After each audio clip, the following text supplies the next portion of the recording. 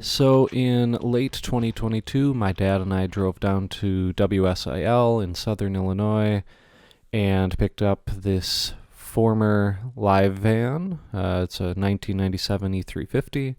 It was a 2-day trip down to WSIL and back, and I'm very thankful to my dad who drove down and back with me. We made it back without anything breaking down on us, so that was great. Need some work. We had to drill out the generator compartment keyhole. They didn't have a key for it anymore. On top, the air conditioner cover was cracked, so we looked at that. The air conditioner still worked.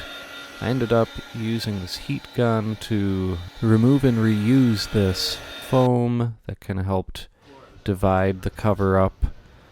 And so I bought a new cover on eBay. Had to drill some new holes.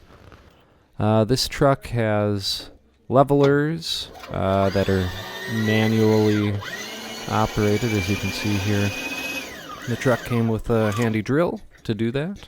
Go very far. So naturally, the first thing we really wanted to see was if the mast still worked. We spent some time figuring out the wiring and everything there, and it did go up. We had to fix the strain relief for the multi-cable. So if we're tied on the 4th, Baby Olive there, supervising. But the mast did go up 48 feet. Inside the truck, it's a mess of cables, of course. Bought some hubcap covers to spruce the truck up a little bit. My wife did 99% of this, peeling off the old logos. Inside, all these cables were just things that were left over. Some were even just snipped right off. So I'm still going through and trying to figure that out. Neither WSIL or the outfitting company ENG had any diagrams or specs. So inside the truck here you can see the power compartment. When we bought it, there were just wires hanging. We wire nutted them together and started tracing and figuring out what went where.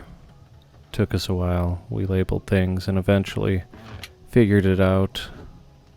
Trying to remove this ancient DTV, digital TV converter.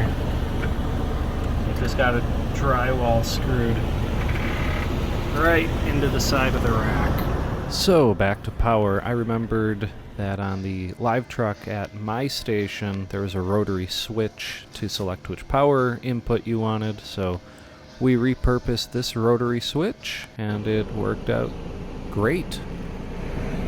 Cable going up there, figured it out. It's this wire.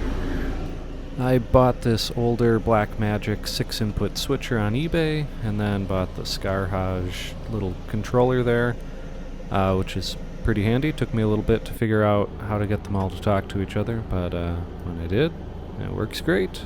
After tracing all the BNC cables and figuring them out and labeling them, started mounting everything in the rack.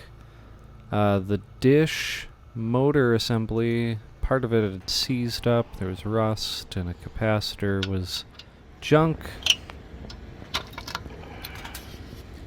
I ended up buying a tiny Marshall SDI out camera on eBay and put that up in the mast cam, so there's an HD mast cam as you can see here, and it worked out pretty good. I have to give a huge thanks to my dad and my wife. Obviously nothing with this truck would have been possible without all of their help and everything. We got it ready for an event in July, and here you can see the mast cam looking out over the people. Great fun.